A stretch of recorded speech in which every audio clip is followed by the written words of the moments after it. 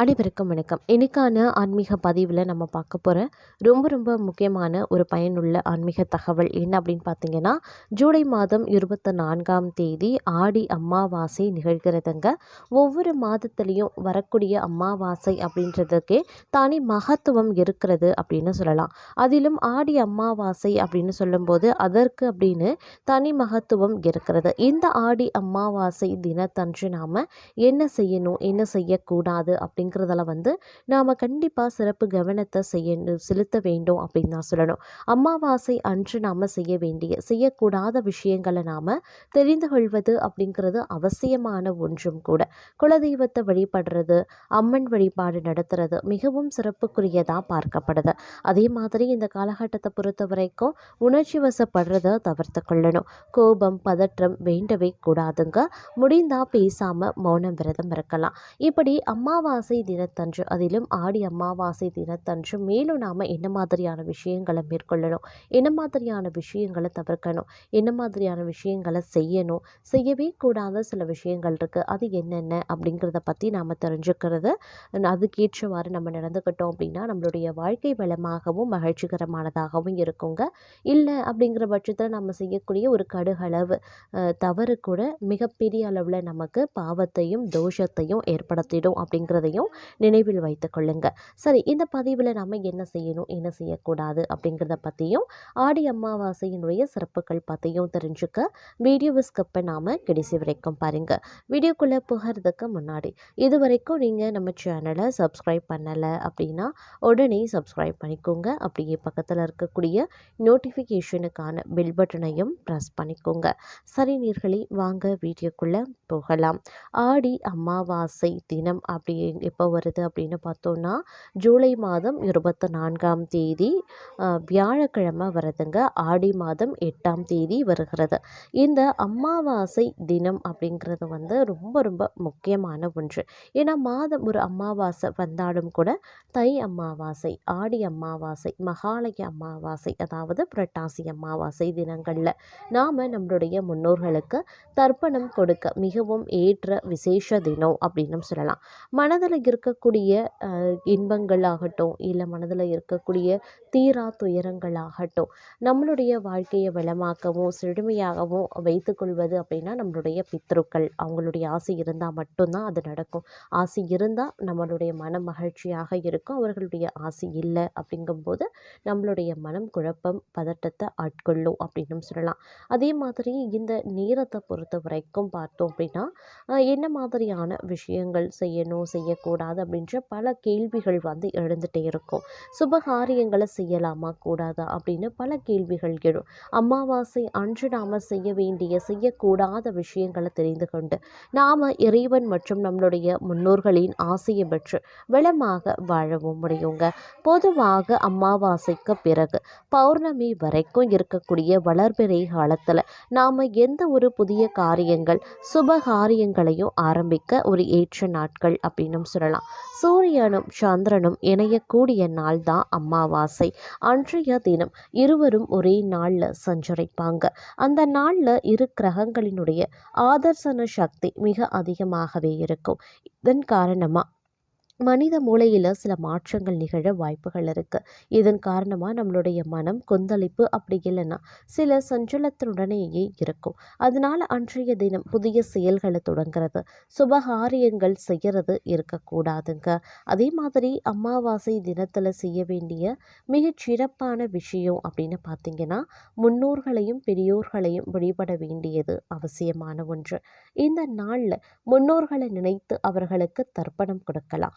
அமாவாசை தினத்தின் முன்னோர்கள் வழிபாடு செய்யும் போது மணி அடித்து வழிபடவே கூடாது.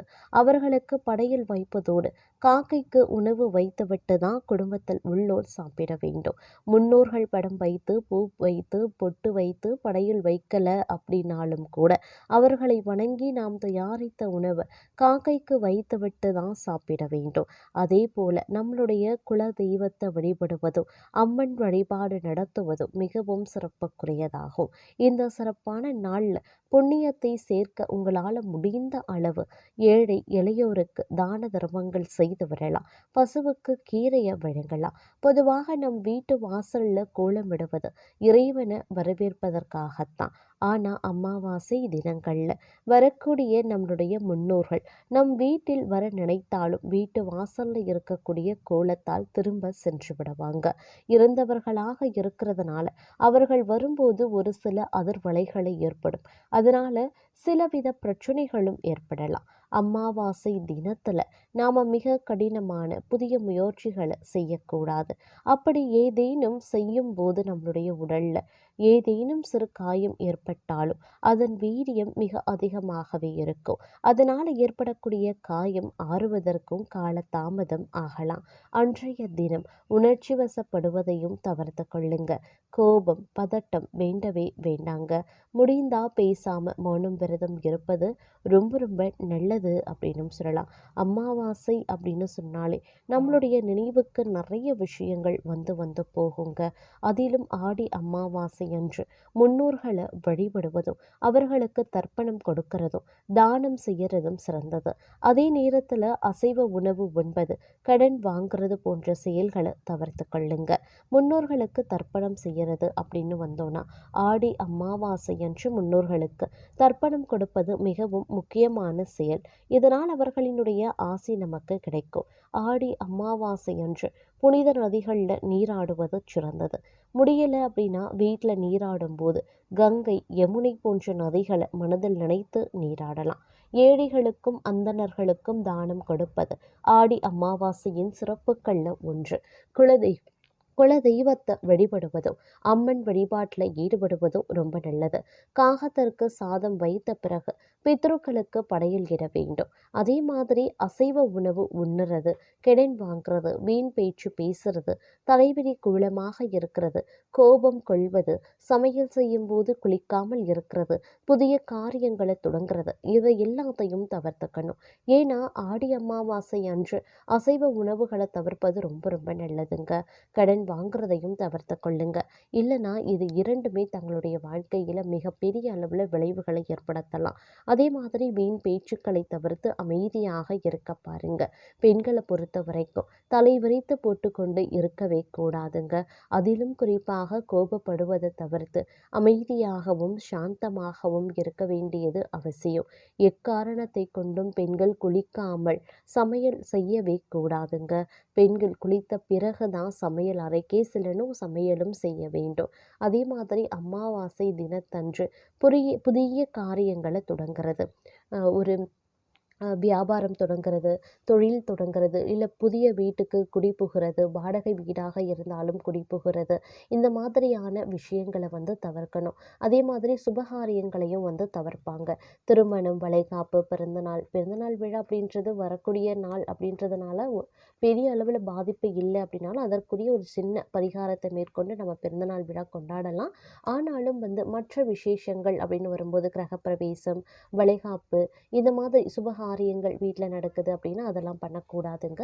திருமண பேச்சுவார்த்தைக்கான முதல் பேச்சு அப்படின்றதையும் நாம் அமாவாசை தினத்தன்று ஆரம்பிக்கக்கூடாது அப்படின்னு சொல்லுவாங்க.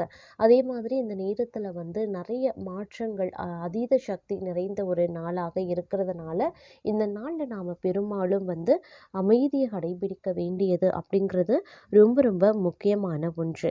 அப்படி இல்லை அப்படிங்கிற பட்சத்தில் வந்து தேவையில்லாத மனசஞ்சலம், தேவையில்லாத சிக்கல்கள் வந்து உருவாக ஆரம்பிச்சிடும் அப்படின்னும் சொல்லலாம். அதே மாதிரி இந்த ஆடி அமாவாசை அப்படின்றதுக்கே ஒரு தனி மகத்துவமே இருக்குங்க.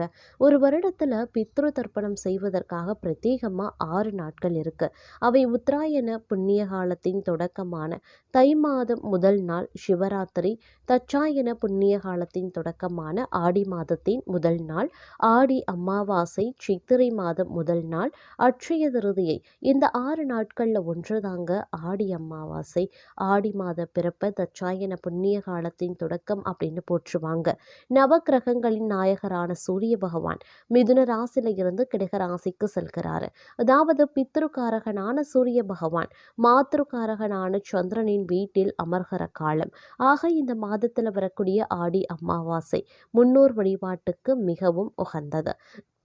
தேவகணங்களுக்கு அதிக பிராத்தன்யம் உள்ள நாட்களாக, உத்தராயணமும் பித்ருக்களுக்கு அதிக பிராத்தன்யம் உள்ள நாட்களாக, தட்சாயணமும் அப்படின்னு சாஸ்திரங்கள் கூறுது. தட்சாயன புண்ணிய காலத்தில் வரக்கூடிய ஆடி அமாவாசை பித்ரு தர்ப்பணத்துக்கு மிகவும் விசேஷமான நாளாக பார்க்கப்படுகிறதுங்க. அதனாலேயே ஆடி அமாவாசை அப்படிங்கிறது மிக மிக உகந்த ஒரு காலகட்டமாக இருக்கப்பெறுகிறது அப்படின்னு நான் சொல்லணும்.